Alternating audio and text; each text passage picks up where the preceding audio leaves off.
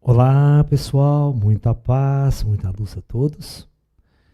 É com alegria que nós estamos começando mais esse nosso encontro aqui, esse bate-papo informal, onde nós vamos conversar, né, e tentar responder algumas perguntas de todos vocês, ok? Bom, primeiramente eu gostaria de dar alguns avisos, né? Nossa maratona ufológica à noite, todos os dias continuam, tá? Nesta semana, né, hoje nós estamos falando sobre as encarnações em massa de almas extraterrestres entre nós. Tá? Ainda dá tempo de você participar, você pode fazer a sua inscrição. E a partir de quinta-feira, nós vamos estar falando sobre portais estelares. Né, como as tecnologias avançadas dos extraterrestres para navegação interestelar, né, ou seja, violando, né, ou transcendendo essas leis humanas que nós conhecemos de teoria de relatividade, de Einstein e tudo mais. Né? E na próxima semana, na próxima segunda-feira, nós vamos falar sobre as tecnologias de cura dos seres extraterrestres. Então, como eles trabalham em auxílio à humanidade com as suas tecnologias de cura, ok? Então, quem quiser participar, faça sua inscrição em nosso site, laelciofonseca.com.br, e venha participar com a gente desse nossa maratona ufológica. Então, Juliana, vamos começar com a primeira pergunta aí do público, né? Vamos lá. Professor, por que na antiguidade os povos tinham mais contato com os extraterrestres? Bem, isso não é tão verdade assim, tá? Existiam contatos, mas como diz, né, pero no mucho, né? Eram mais ou menos, né? E às vezes, né, o que precisa ver é o que você chama de antiguidade, né? Você não pode confundir. Quando você assiste aí, vamos assim dizer, alienígenas do passado, no History Channel, quando eles vão ficar falando daquelas construções antigas, aquela não tem nada a ver diretamente, não são extraterrestres, é Atlântida. É o mundo avançado de Atlântida, é outro projeto planetário, tá? Que atingiram graus de elevação e transcendência. Então eles fizeram toda aquela tecnologia antiga, todas aquelas construções maravilhosas, tá? Quando você pensa agora em egípcio, judeu, toda a nossa civilização aqui, né, os contatos e os auxílios dos extraterrestres, diretamente, assim, eles eram poucos, não eram também muito, não. Porque a lei do karma não permite tanta interferência direta de civilizações mais avançadas no desenvolvimento de nossa civilização. Tá? Eles só ficam de olho, observando, trabalhando no culto, de forma invisível. Né? Qualquer inferência dos extraterrestres é uma intervenção, tá? E essa intervenção avançada, ela não pode acontecer todo dia diretamente. Né?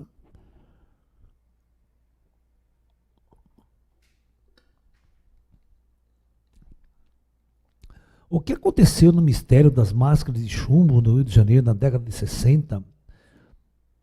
Olha, é um caso, para quem nunca ouviu falar disso, né, isso é uma casuística ufológica muito antiga, que encontraram pessoas mortas, colocando máscara de chumbo e tal, né? É um mistério que não tem absolutamente nada a ver com extraterrestre. Tá? Não tem absolutamente, ninguém conseguiu provar a ligação entre disco voador, ET, extraterrestre e essas coisas que aconteceram, esses fatos que aconteceram. Tá? Então, até hoje ninguém sabe direito esclarecer o fato dessas questões. Tá? Então, está no ar até hoje. Professor, até onde vai o nosso livre-arbítrio? Podemos fazer o que quiser ou o plano espiritual intervém em algumas situações? Olha, aparentemente, aqui neste mundo, todos nós temos escolhas. A partir de agora eu posso fazer qualquer escolha na minha vida. Eu posso decidir fazer qualquer coisa. Né? Desde que eu aguente as consequências, vamos assim dizer, né? Eu posso escolher seguir o caminho das trevas ou eu posso seguir o caminho da luz. Tá? Você tem essas escolhas. né? Você pode resolver ser traficante, assassino, bandido, ladrão, político. Ou você pode escolher e buscar, né, trabalhar para a humanidade, trabalhar para ajudar as pessoas, para elevar a consciência das pessoas, ser um instrutor da humanidade, né, fazer coisas boas e buscar o seu desenvolvimento, estudar, elevar, crescer o tempo todo, buscar o conhecimento. Isso é uma escolha que você tem. Agora, você quer entender de livre-arbítrio? Vai para a Lua agora. Tá? Vai para Marte agora. Então, aí você já não pode, não adianta. Você tem limites. E esses limites foram impostos a todos nós. Nós estamos presos no planeta Terra. Tá? Então, nosso grau de liberdade, né, ele é muito pequeno. Antigamente a gente não voava.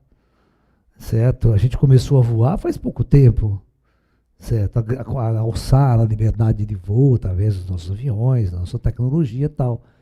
Mas quanto tempo demorou para o homem alçar voo ao espaço e agora ir para a Lua e para outros lugares, está entendendo?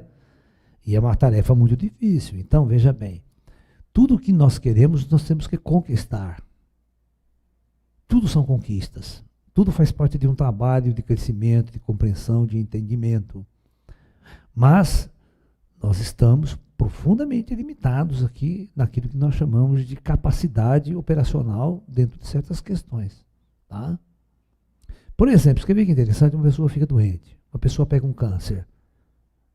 Às vezes praticamente ninguém cura. Né? Cadê o seu livre-arbítrio? Faz, vai lá, cura.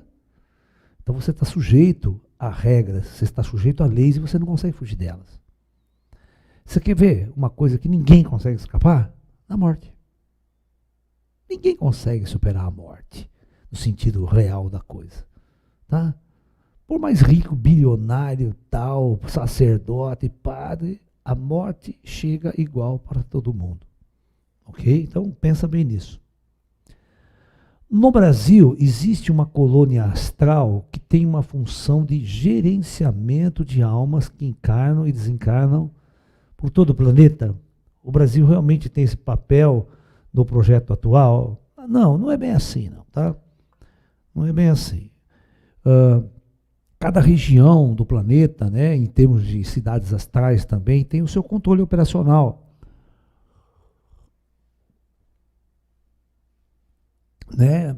E esse trabalho é todo dividido. Tá? Não tem um lugar específico que manda em tudo. Não é assim. Isso vai acontecendo nos comandos superiores, nos planos superiores. Né? Não tem nada a ver com o Brasil aí. Inclusive porque o Brasil é um país totalmente novo, né? Certo? Nem existia Brasil há 500 anos atrás, no sentido prático da coisa, né? Só índios mesmo, né? Então, na verdade, né, nunca queira se colocar numa posição melhor que os outros, tá? Ou central, né? Isso é um erro que todo mundo tenta fazer, né? E é um erro grave quando se faz isso. Professor, cirurgias estéticas podem trazer algum karma para quem o faz? Até que ponto nosso livre-arbítrio pode interferir em nosso corpo? Veja bem, até aí, né, dependendo do que é feito, pode ser uma coisa muito boa, pode ser um up para a pessoa, uma mudança de personalidade dela, porque ela tem, às vezes, um problema físico que a incomoda muito. E aí uma cirurgia plástica, uma intervenção, pode ajudar muito, né? Isso não tem nada de ruim. Você está mexendo na roupa, você está mexendo no corpo, né? E isso, porque a nossa medicina hoje tem capacidade de fazer isso. Então isso é um presente que o plano astral nos dá, que o plano superior nos dá. Quando a medicina cresce e avança, nós temos remédios, nós temos tecnologia para fazer certas coisas, isso são presentes do alto. Tudo tem que ser feito com sabedoria, não vamos exagerar também, né? Tem pessoas que a gente vê com plástica totalmente desnecessária, né? Mas é por aí, não tem problema não. Vamos lá, Ju. A percepção de tempo no astral passa como na Terra Olha, você falou uma coisa interessante aí. Percepção. Isso é uma pergunta que eu tenho, que as pessoas me fazem todo o tempo. Tá? Todo o tempo. E eu vou agora gastar um pouco mais de tempo para esclarecer essa dúvida para todos vocês, que é muito importante essa questão, tá? Deixa eu colocar minha negrinha aqui. Minha filhota. Né? Vamos na lousa. Vamos na lousa. Eu vou desenhar aqui o planeta Terra. Ok. Tá?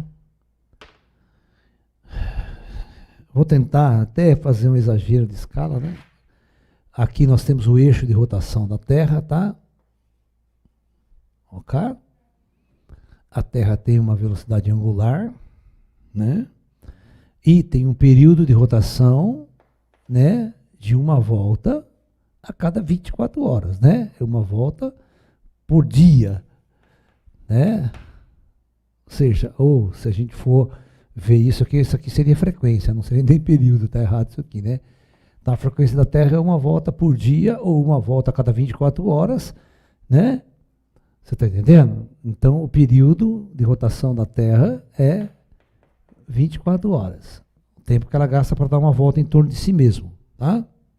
Muito bem, agora, então, qualquer ponto do planeta, isso é muito importante que vocês entendam, qualquer ponto do nosso planeta, tá? Não importa onde você esteja, a velocidade angular é a mesma para todos os pontos do planeta. Portanto, em cada ponto que você esteja, o tempo que a Terra demora para dar uma volta em torno de si mesmo é 24 horas. Ok? O ômega é constante. Muito bem. Agora eu vou desenhar aqui, eu vou fazer um desenho, presta atenção, da superfície das cidades astrais. Tá? As cidades astrais começam mais ou menos a 400 e poucos quilômetros de altura. A primeira superfície, onde está o penumbral. Tá? Então, lá vai eu, vou desenhar para vocês aqui. Ó.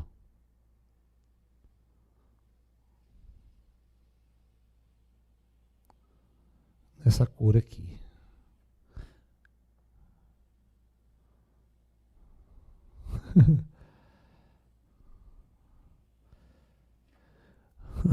Vocês perceberam que não mudou absolutamente nada? Né?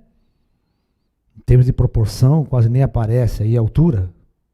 E se for ver, nem dá para aparecer altura nenhuma, porque esse é o meu círculo que eu fiz, 400 quilômetros para uma esfera de 40 mil quilômetros, não dá nada de diferença, nem vai notar. Então, eu quero que vocês entendam que se aqui o tempo passa, qualquer cidade astral que esteja aqui, ó, qual o período dela? O mesmo. A cidade astral está presa na massa física da Terra. Então, da mesma forma que a Terra gira, o Brasil gira, o Sol aparentemente passa, a cidade astral, o Sol vai passar, vai se pôr também. Ok? Não vai mudar nada. Por isso que fisicamente, matematicamente, o tempo é o mesmo. Agora, percepção de tempo é outra história. Tem gente que está lá, o tempo não passa, meu Deus do céu, ainda são 3 horas da tarde. Mas alguma coisa para você fazer, o tempo passa depressa. Principalmente se você estiver fazendo uma coisa muito boa, muito gostosa, tal. Aí você não vê o tempo passar, parece que passa tão rápido, né? Então é assim, tá? Vai acabar com essa discussão de que no astral o tempo passa diferente daqui, porque é uma bobagem, não passa. As pessoas que falam isso nunca estudaram matemática do tempo, não estudaram nada disso, eles não sabem nada disso. E se o espírito falar isso para você, é uma bobagem, o espírito não sabe das coisas. Professor, segundo alguns espíritas, nascemos programados para algumas coisas, como trabalho, cônjuge, filhos. Isso é verdade? Não. A gente faz tudo isso por burrice.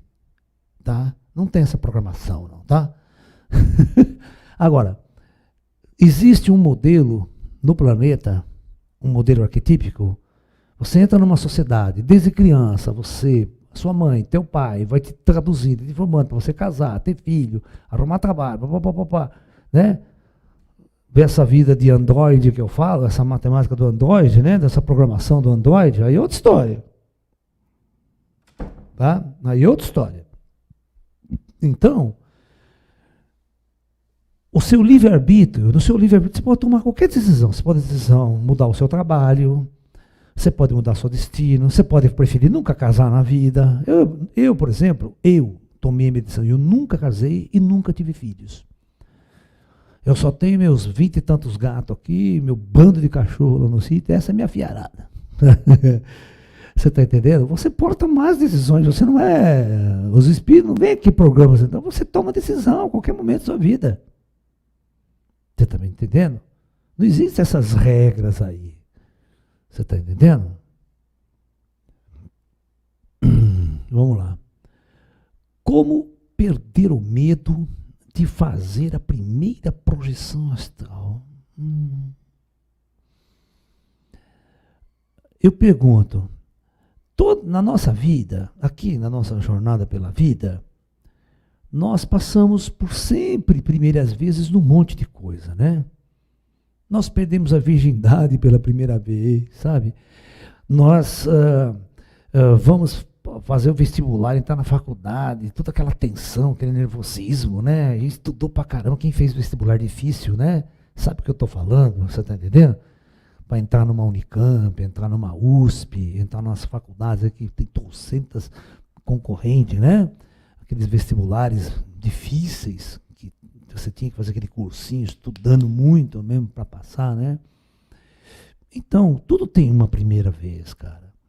Né? E depois que você vive bastante, mais a primeira sempre é dificultosa, sempre nos traz medo, mas a gente tem que ser corajoso, né? Nós temos que ir lá, certo? Nós temos que ir lá. Os astronautas nunca tinham pisado na Lua, mas vamos lá, vamos ver como é que esse negócio. Eu arrisco até minha vida, porque andar naquela carroça espacial é arriscar a vida, tá? Para pousar na Lua lá, tá entendendo? E eles foram. Eu acho assim que a gente tem que ter uma coisa muito importante, que é o espírito do guerreiro. O espírito do guerreiro nos traz a coragem para enfrentarmos as trevas da ignorância. O medo sempre está conectado com a ignorância. A ignorância leva ao medo. A sabedoria é luz que dissipa as trevas e, portanto, dissipa o medo.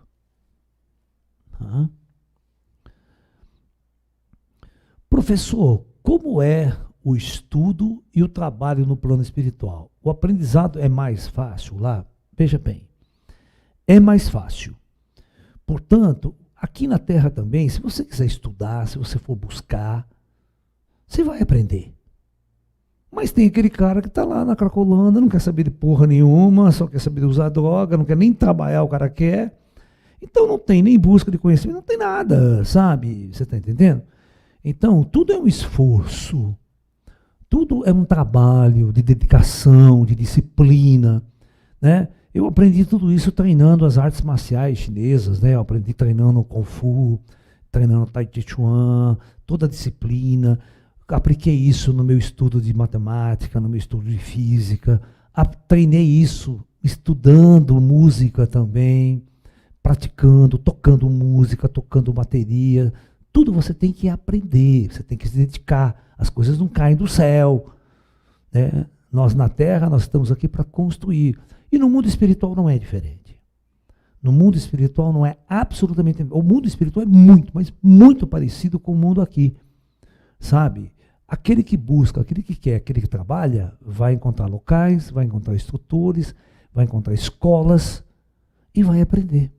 Tá? Professor, uma dúvida. Quando ajudamos alguém, de certa forma, estamos evitando que ela cumpra o seu karma? Não, não é bem assim. Não é bem assim. Nós somos uma sociedade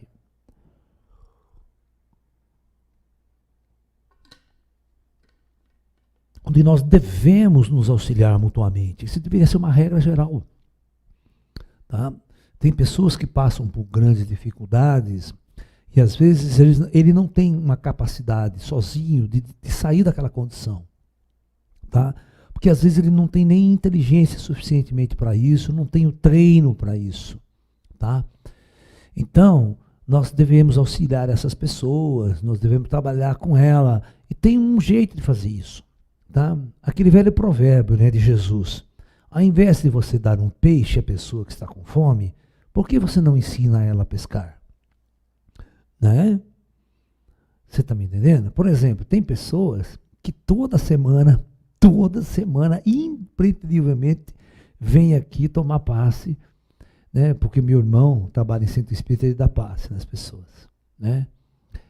Eu pergunto, pô, faça alguma coisa. Se você fizer yoga, fizer tai chi, você não precisa nunca mais ir em centro espírita tomar passe. Você está entendendo o que eu estou falando? O tai chi já é uma autolimpeza espiritual, o yoga também. Pô, agora você ficar dependendo dos outros, eu já sou um cara chato. Eu não fico dando passe em todo mundo toda semana, não. Mas de jeito nenhum. Eu falo, o negócio é o seguinte, você está com fome? Está com fome? Então eu vou ensinar você a conquistar o seu alimento. Eu sou dessa personalidade, desse tipo. Se você tem que dar, as pessoas têm que ter uma certa dignidade. Tá? Então elas podem ganhar o sustento dela, pode ser ajudada em uma série de situações para você devolver para ela e mostrar para ela a capacidade de autossuficiência que ela tem. Autossuficiência é uma coisa muito importante em nosso planeta, né? Ah, eu preciso de um emprego, não tenho emprego. Cara, o problema não é perder o emprego e te dar um emprego. Por que você não cria o seu próprio emprego? Por que você não cria a sua própria forma de ganhar o seu sustento? Tem gente que vai vender água na rua, vai vender não sei o quê. Cara, ele não precisa pedir. Você está entendendo? Ao invés de ele chegar no sinaleiro, né? O cara chegar no sinaleiro, ô, cara, dá um dinheirinho, tô com fome e tal, pá. Fica o dia inteiro. Dia seguinte é a mesma coisa. Dia seguinte, o cara não sai desse buraco. Seria muito mais inteligente, muito mais digno se esse cara pegasse o dinheirinho dele, né? Que geralmente ele vai comprar droga, né? Pegasse esse dinheirinho dele, tá? Vai lá no mercado, vai lá no atacadão, compra uma caixa de água, compra um isopor, bota gelo, vai vender água gelada no sinaleiro. Vai vender, no seu, sabe? Eu sei que não é legal, eu sei que não é, mas pelo menos, cara, é um trabalho, certo, digno. O cara não está pedindo nada, ele está, sabe, querendo depois, se ele vê que está dando mais, aí já monta uma lanchonetinha pequenininha, agora eu vou vender outras coisas e tal. Ou seja, ele tem que ter criatividade, nós temos que ensinar isso para ele. Nós precisamos tirar esses caras da rua e dar curso para ele. Não é ficar sustentando ele todo dia que eu passo lá, tem que dar moeda, tem que dar dinheiro, todo dia que eu passo, ele não sai de lá. Não vai sair de lá, né? Porque você quer ver? Deixa eu fazer uma conta. Né? O cara fica num sinaleiro, presta bem atenção, escuta o que eu estou falando. O cara fica num sinaleiro o dia inteiro pedindo esmola. Né? Esse é um sinaleiro bom, se ele ganhar 5, se ele faturar 50 conto por dia.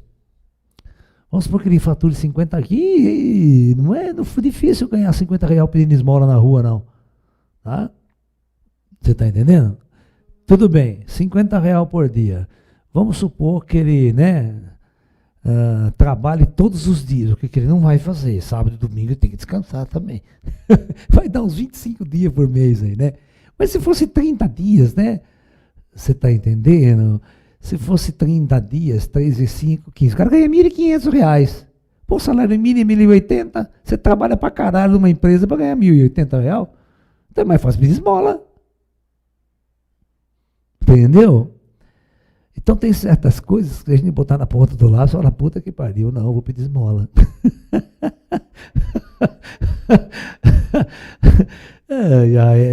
Mas a gente tem que elevar a dignidade das pessoas e fazer elas conquistarem a sua própria autossuficiência. Nós temos que ensiná-la a pescar e não dar peixe. Né? Quando um espírito que está no astral encarna, o que acontece lá? Ele morre lá ou simplesmente desaparece? Como é o processo encarnatório? Bom, é muito simples. Você tem que entender que é muito simples. É como se você simplesmente mudasse de cidade. Né? Você está morando em São Paulo, agora vai mudar lá para Minas Gerais, para o interior, para São Tomé. É isso que acontece. O cara estava morando na cidade astral lá, né, tal. De repente ele muda, né, encarna e fica na Terra. Os amigos dele sabem que ele está encarnado aqui. Vem até visitar você aqui e falar, o nosso amigo o corno lá encarnou. Né? E os caras vêm visitar você aqui. Quem não morreu, quem está lá, né? Quem acha que ele encarnou, né? Mas não tem nada de diferente. O cara não morreu lá. O cara não morre, ninguém morre. As pessoas só saem de uma condição, vem aqui, veste uma roupa para viver uma experiência aqui. Ah, ele só muda de lugar. Professor, se Nibiru não existe, o que o senhor acha que está interferindo na órbita de Plutão? Ah, cara, isso aí não esquenta a cabeça com essas porcarias, não, sabe? Ah, Plutão está lá na puta que paróvis, como diz os russos, né? 6 bilhões de quilômetros de nós, né? Lá vai ter, deve ter. Os cientistas já estão calculando que tem um planeta muito grande, até do tamanho de Netuno, por exemplo. Ele é muito grande. Mas está, prestem atenção, a 15 a 18 bilhões de quilômetros do Sol. Plutão está a 6 bilhões. Tá? Então, pode esquecer, essa merda nunca vai fazer influência aqui. Você está entendendo? E ele tem uma órbita, né? Fica em torno do Sol também. Como você tem que entender que o material do sistema solar se estende a praticamente 30 bilhões de anos-luz em torno do Sol. Tem material, tem coisa. Tá? O cinturão de Kuiper lá, que é onde os asteroides, os meteoros, cometas, tudo começam a descer, é muito detrito, é muito matéria. E deve existir planetas lá também que não foram descobertos ainda. Tá? Com certeza. E coisa grande. Né? Coisa grande. Mas são planetas que não oferecem nenhum perigo, nenhum risco para nós. Tá? Eles estão lá há milhões de anos. Tá? Estão lá desde que o sistema solar se formou. Tá? Essa é a verdade. Então eles estão lá, nunca foram detectados, os astrólogos nem sabem que eles existem, nem influência astrológica ele tem, porque os astrólogos não descobriram ele, então não entra no mapa. Por isso que eu estou falando uma coisa interessante para vocês, porque os astrólogos, né, a astrologia conhecia apenas até Saturno, ok? Até Saturno. Todos os mapas antigos eram feitos até Saturno. Né? Recentemente, quando nós descobrimos Urano, Netuno e Plutão, Plutão foi descoberto na década de 60. Né? Então os astrólogos novos, você vê que enfiar Plutão agora, né? Na interpretação astrológica das coisas. Mas não é coisa antiga, né?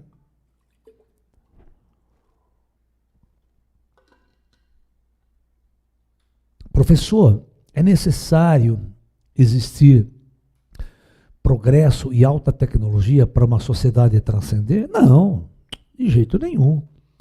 A transcendência espiritual não está ligada à tecnologia. Tá? Quantos e quantos mestres, monges nos mosteiros tibetanos, mosteiros Shaolin, né, em escolas iniciáticas do passado, atingiram grande elevação e grande ascensão. E não depender de tecnologia para isso. Tá? A volta para o interior da gente não depende de tecnologia.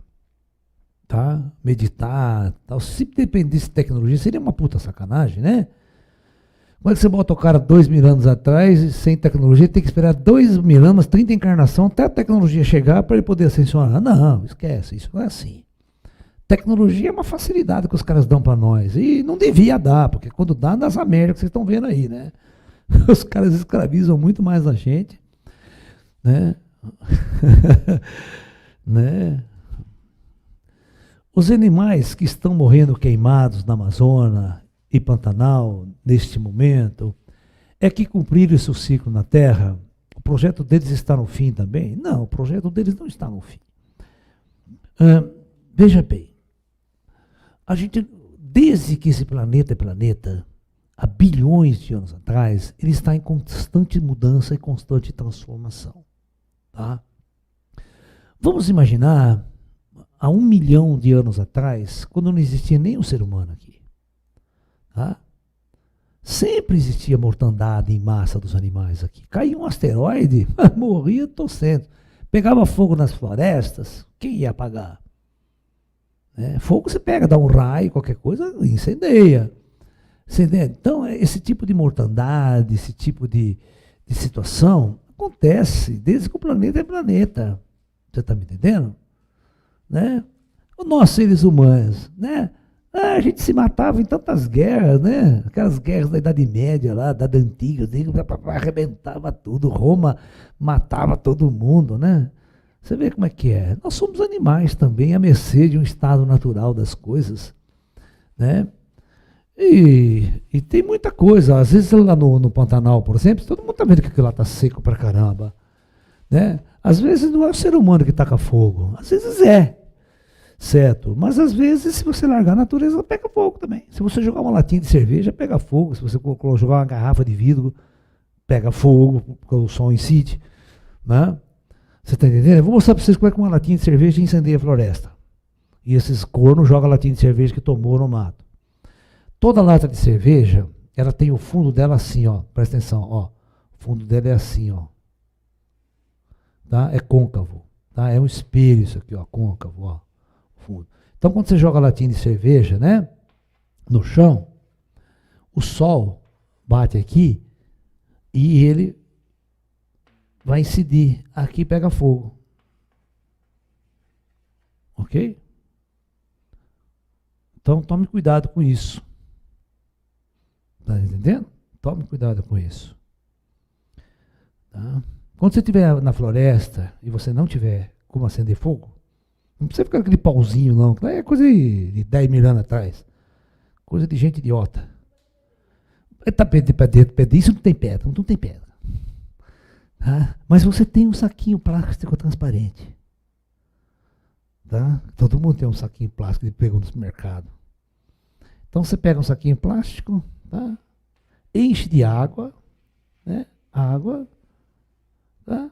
Tudo bem. Você pega ele assim, pega no sol, vai focando. A água, quando passa através da água, cria uma lente convergente. Se o tomate estiver bem sequinho, pega fogo rapidinho. Tem muita coisa engraçada, legal, assim, que pra gente aprender, para sobrevivência na selva, para sobreviver. Por isso se pega fogo muito fácil no mato. Se você jogar uma garrafa, ó, se você jogar uma garrafa branca, né? Joga uma garrafa branca, tá? Tá lá, garrafa, né? Tá lá a garrafinha deitadinha, né? Aqui. O fato dela ter curvado assim, quando o sol bate nela, ela tem uma curvatura, aqui embaixo, os raios do sol vão convergir num ponto, vai esquentar muito e vai pegar fogo. Começa a pegar fogo também, naturalmente. Certo? Você quer ver uma coisa que às vezes pega fogo e as pessoas não têm noção? Quando começa a ficar muito seco, o ar muito seco, a umidade cai bastante, todos os objetos ficam altamente carregados com eletricidade estática. Sabe, eletricidade estática. E dá aquelas faíscas e pega fogo do nada quase. Dependendo das condições. Aí é duro apagar. Aí vem vento, o mato está seco, você vê, nem bombeiro consegue apagar. Aí você fala, mas os brasileiros, o governo, Estados Unidos está lá queimando. Vê se os Estados Unidos conseguem apagar o fogo. Né? Você já viu quantas pessoas nos Estados Unidos foram evacuadas? Lá na Califórnia? Lá em outros estados também? Não se apaga, fogo é uma desgraça. Tem ventania, o mato está seco. Aí os animais dançam, né, filho? O que eu vou fazer? Os animais estão no meio da floresta ali. É difícil, eles são selvagens, você não consegue tirá-los a tempo. Então, infelizmente, nós podemos chamar isso de parte do processo kármico, né? Da própria ordem da natureza. Com ou sem os seres humanos, sempre existem incêndios aqui. Tá? Quando o vulcão entra em erupção, puta que pariu. Quando o vulcão entra em erupção, ele mata tudo que está em volta. Sabe o que é tudo? Gente, animal, cachorro, pássaro. Isso o tempo todo acontece. Né? Entendeu? A alma já tem a essência densa ou se torna maldosa por causa da experiência na matéria? Então, cara, essa é uma pergunta interessante. Será que a alma já é ruim por natureza? Né? É claro que não. Não. O mal não existe no universo por questão natural. Tá? O mal é uma condição imposta quando um ser desce num planeta primitivo, ele se esquece de tudo, usa um corpo, e ele vai viver sob certas regras e certas leis, por exemplo, ele vai viver com a lei do sexo, ele vai ser impulsionado pelo sexo, ele tem o ego dele, ele vai construir o ego, o poder, a fama, o sucesso, tudo isso aí vai fazer ele fazer uma disputa, vai fazer ele entrar numa guerra, numa competição, né? E isso leva o indivíduo a competir e competir no sentido de matar, destruir, torturar, aquilo que eles chamam de inimigo. Tá? Então, tudo isso é uma construção. Tudo isso é uma construção. Eu acho interessante que se vocês assistiram até o fim a saga de Star Wars,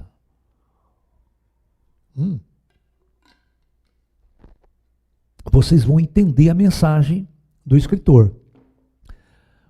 O último filme da série, o Ben-Wan Kenobi morre, o Yoda morre e o Darth Vader morre.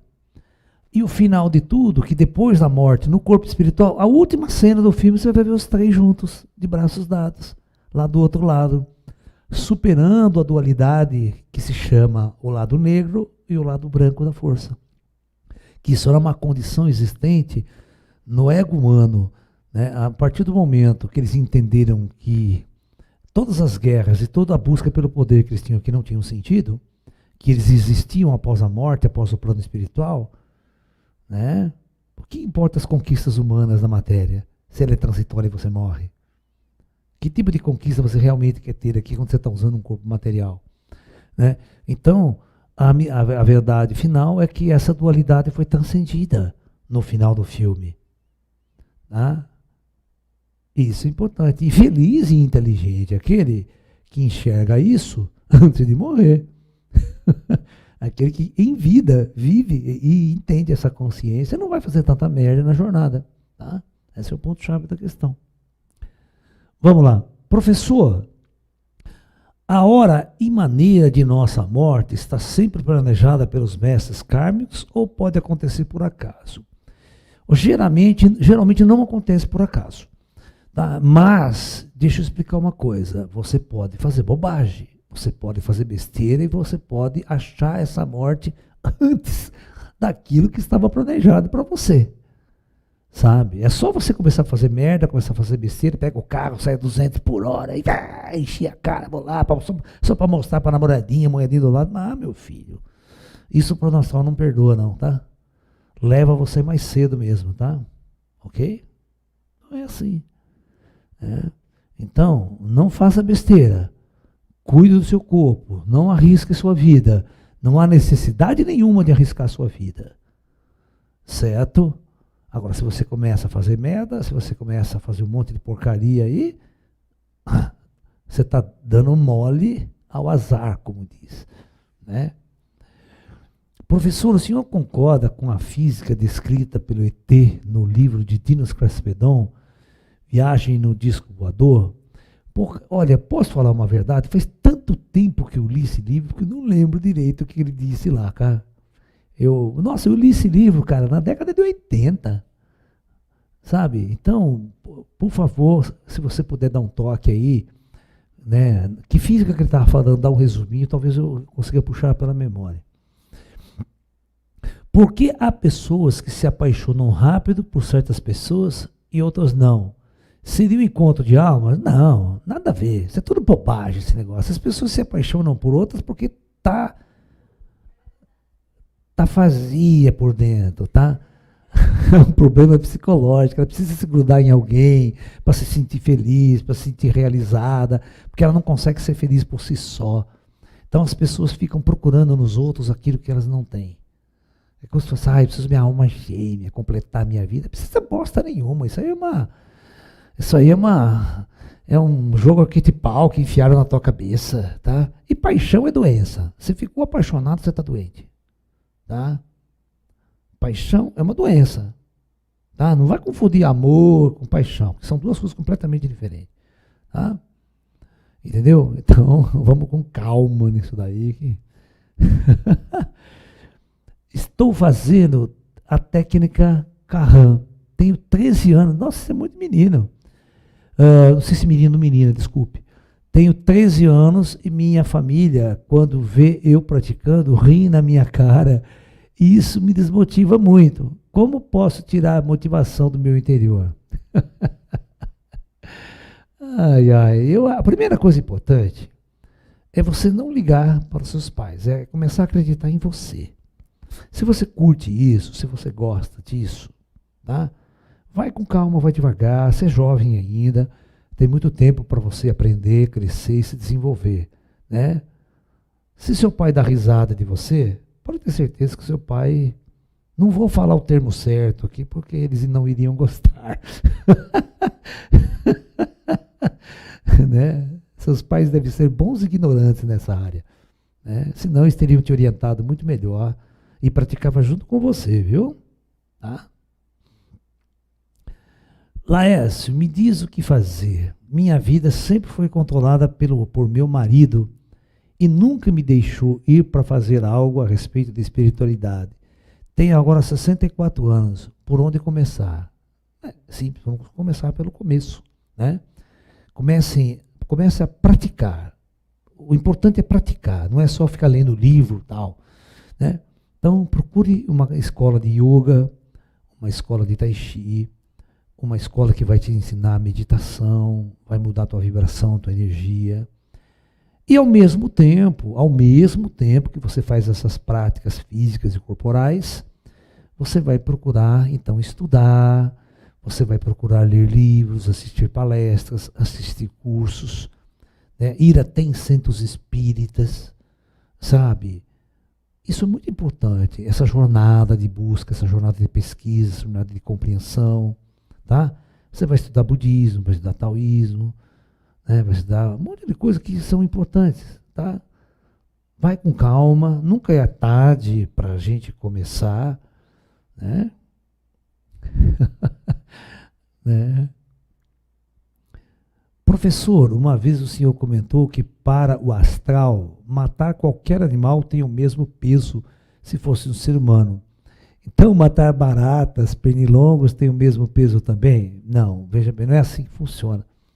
Senão, né, vamos fazer a seguinte conotação. Né? Quando você está andando na rua, ou você entra no mato, quantas formigas você acha que você não mata só pisando? Que você não vê, não sabe que está pisando. Ok? Vamos supor que descesse um disco voador. Né? A hora que ele pousa, ele vai matar a formiga, vai matar a barata que estiver por perto, vai matar. Né? Senão vai chegar um momento que nem bactéria já quer matar. Né? Aí eu vou fazer uma pergunta: você está afim de cultivar coronavírus em casa? Né, com carinho e amor, ou você está afim de matar o filho da puta? Que está te agredindo, que está te matando. Né? O lance na nossa vida aqui é uma disputa de espaço. Né? Quando um invade o espaço do outro, tem guerra. Né? Você está lá dormindo, belo, tranquilo, aí vem, vai dar puta no pernilongo, você já dá porrada no descansado. Né? Ou você abre a boquinha dele e espirra veneno dentro. Né? Porque só assim que os venenos funcionam. Esse veneno fabricado, os mosquitos só estão baratos nele. Né? Né? Então, existe uma certa ordem aí. Né? Quando você tem um espaço, esse espaço não pode ser invadido por certas outras espécies que podem prejudicar, trazendo doença, trazendo isso. Isso é uma questão de consciência também, de autodefesa minha, dos meus filhos, das minhas coisas, limpeza, asseio, tá? Então, é assim que funciona, infelizmente, nós estamos num mundo assim, né? Não dá para ficar cultivando, né, mosquitinho, bichinho, não tem sentido isso. Professor, como o universo é gigantesco, qual a probabilidade de duas galáxias se colidirem? Isso é possível? É possível, né? E tem um monte de galáxias se colidindo por aí. Mas não acontece porra nenhuma quando acontece, sabia? Quando de colidir galáxia, você nem vai saber. A nossa galáxia ela está em caminho de colisão com Andrômeda. Daqui a uns bilhões de anos no futuro, nós vamos dar um choque de galáxia. Né? Não vai acontecer absolutamente nada.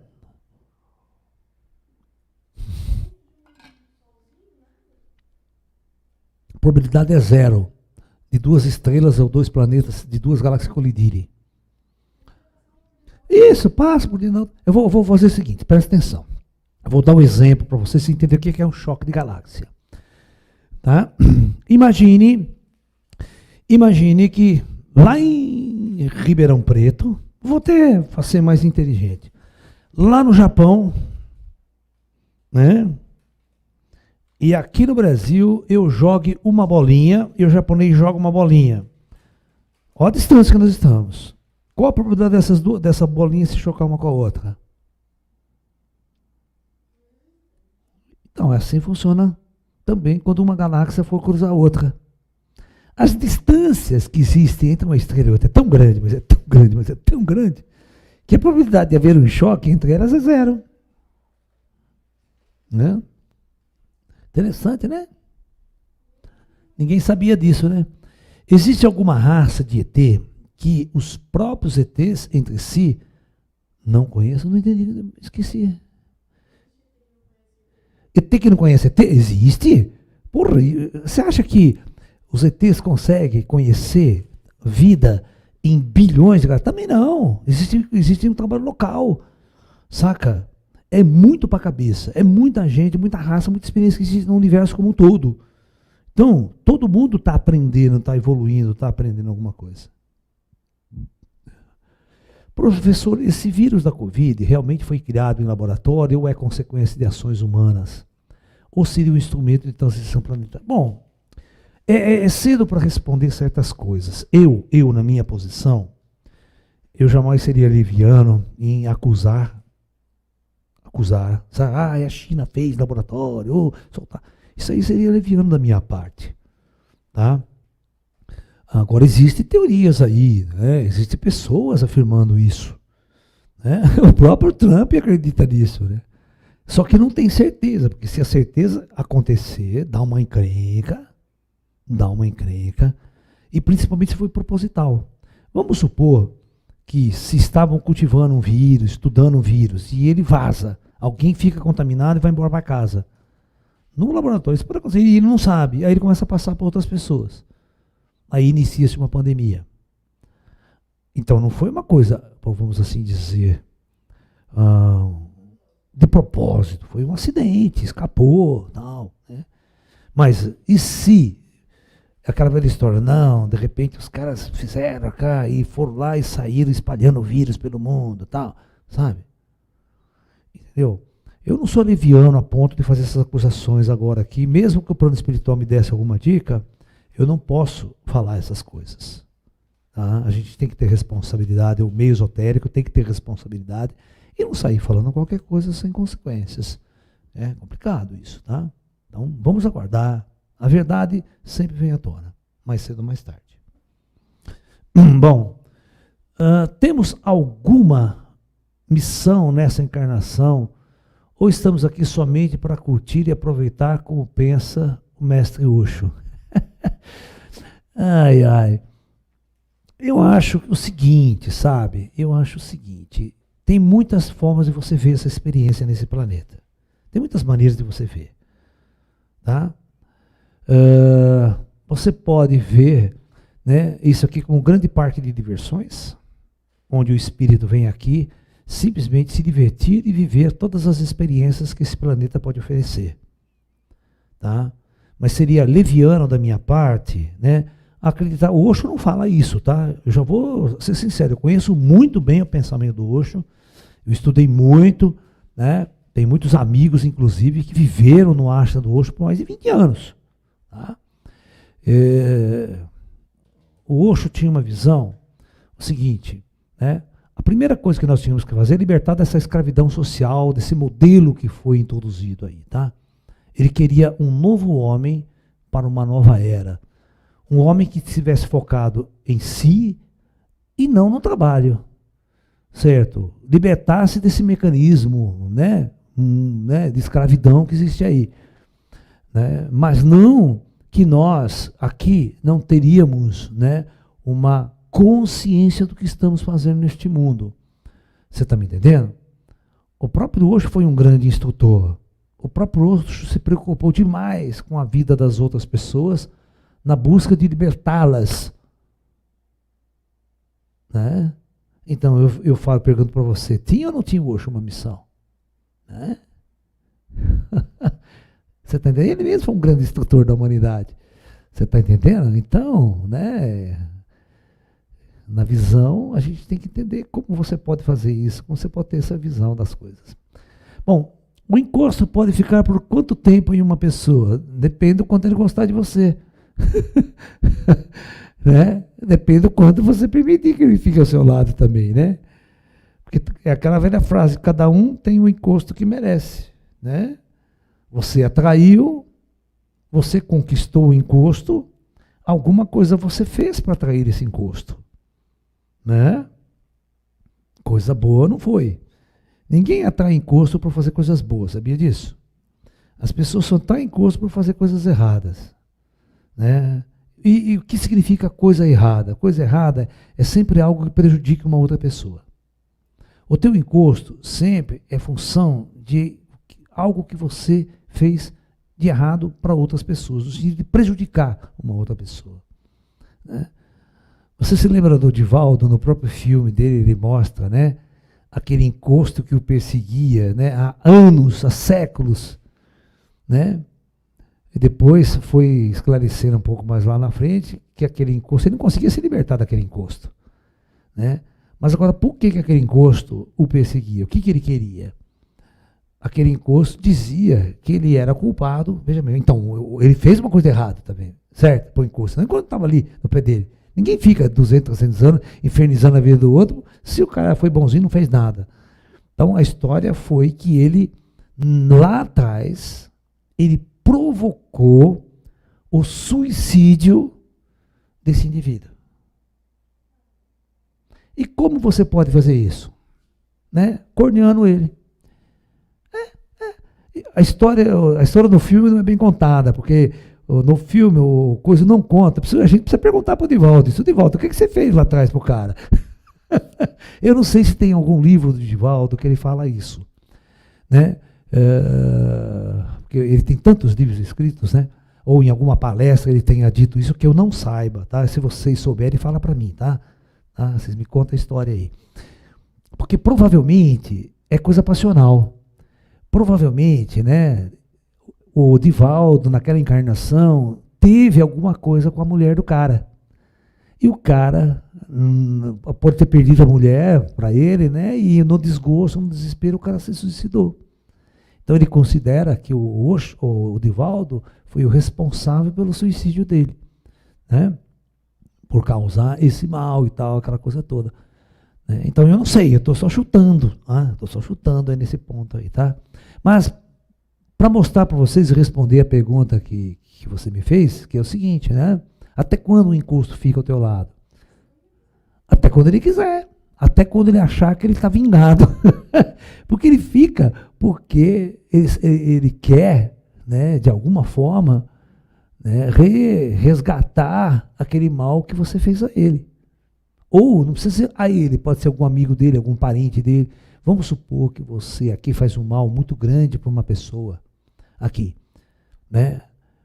Você tem parentes dele no astral, você tem pai dele que morreu, você tem avó que morreu, você tem alguém que morreu lá, que pega as dores dele e fica puto com você e vai em cima de você, tá? Tem essa coisa também.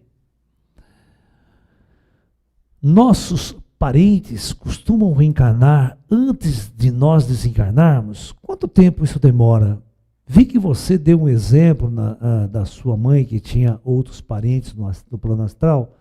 Ou seja, deve demorar muito? Então, eu acho que a média, uma pessoa pode reencarnar, né, depois de 50 anos. Tá? Nós estamos discutindo isso tudo numa palestra de hoje à noite que nós vamos ter, né? A reencarnação em massa na Terra, por exemplo. Se vocês não sabem, 87% da população planetária de hoje, na Terra, é a primeira encarnação nesse planeta. A primeira. Você está entendendo? Então não dá para falar. Você vê que coisa maluca isso. Ninguém nunca pensou nisso, ninguém nunca discutiu isso. Né? Nos últimos 100 anos, né, as pessoas não conseguem dar 2 encarnações em 100 anos. Então, todo o excedente de alma que chegou nos últimos 100 anos está na primeira encarnação. Só pode vir reencarnando lá de trás quem estava antes de 1900. Que morreu lá atrás, pode reencarnar, e tudo bem, aí tudo bem. Mas, em média, uma pessoa pode dar, vamos supor que, só para uma média, né? Hoje já não é mais assim. A pessoa nasce, viveria 50 anos, morreria. Depois ficaria 50 anos no astral para depois voltar novamente a reencarnar. Hoje você percebe que as pessoas vivem 70 anos, 80 anos, né? Tem pessoa que vive até 100, é difícil, mas vive. Então, quanto tempo ela vai ficar no astral depois? Vamos supor que você morreu a tua mãe, morreu um parente seu. Faz quanto tempo? Faz 40 anos, 50 anos, você já morreu também. Né? Hoje em dia, pode até reencarnar. Né? Você pode até ter um neto que foi teu pai. Por que não? Né? Dependendo do espaço de tempo que isso acontece. Vamos supor, pode acontecer, por exemplo, eu tenho um pai, vamos supor, só um exemplo. Eu tinha 5 anos quando meu pai morreu. Certo, eu tinha 5 anos quando meu pai morreu. Então eu vim, né? Vamos supor que com 25, 30 anos eu tenho um filho. Esse meu filho vai demorar mais 25 anos para nascer, então já deu 50. Aí ele tem um neto. Esse neto pode ser meu pai. Isso é possível. Né?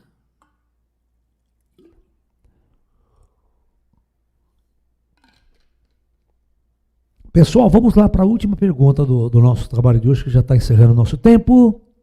Professor, o que fez o senhor seguir a linha oriental e não a ocidental? Na verdade, eu sou um cientista, eu sigo as duas.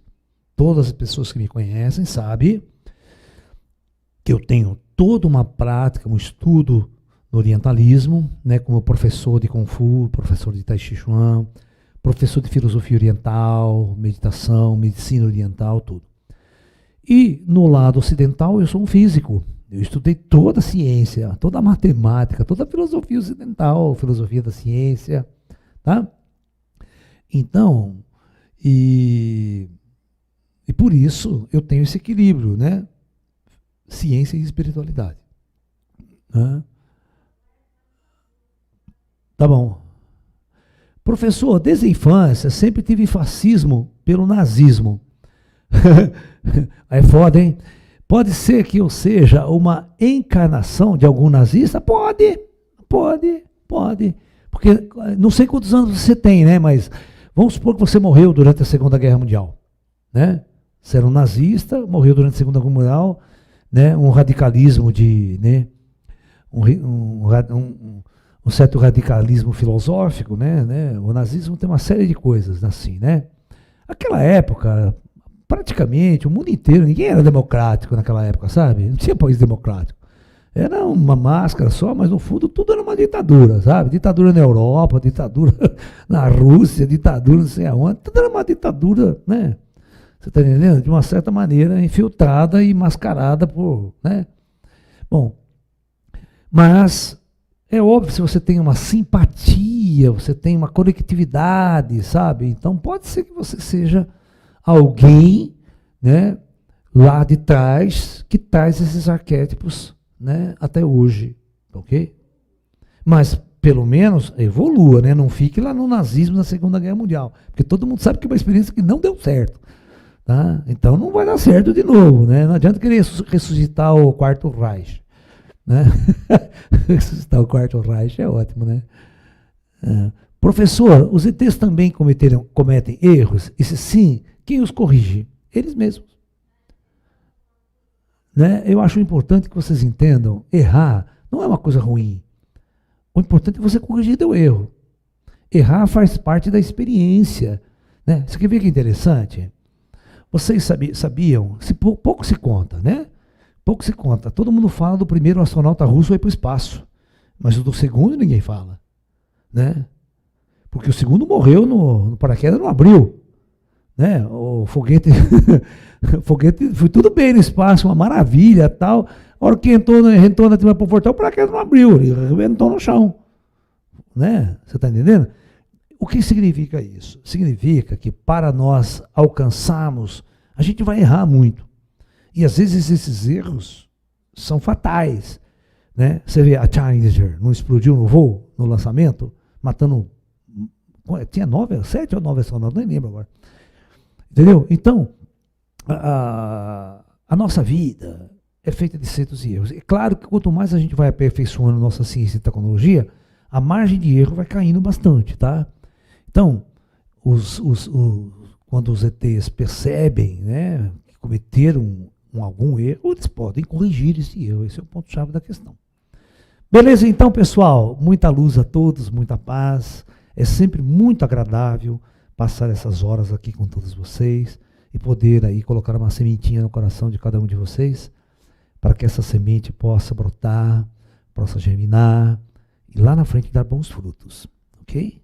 Então, muita luz, namastê a todos.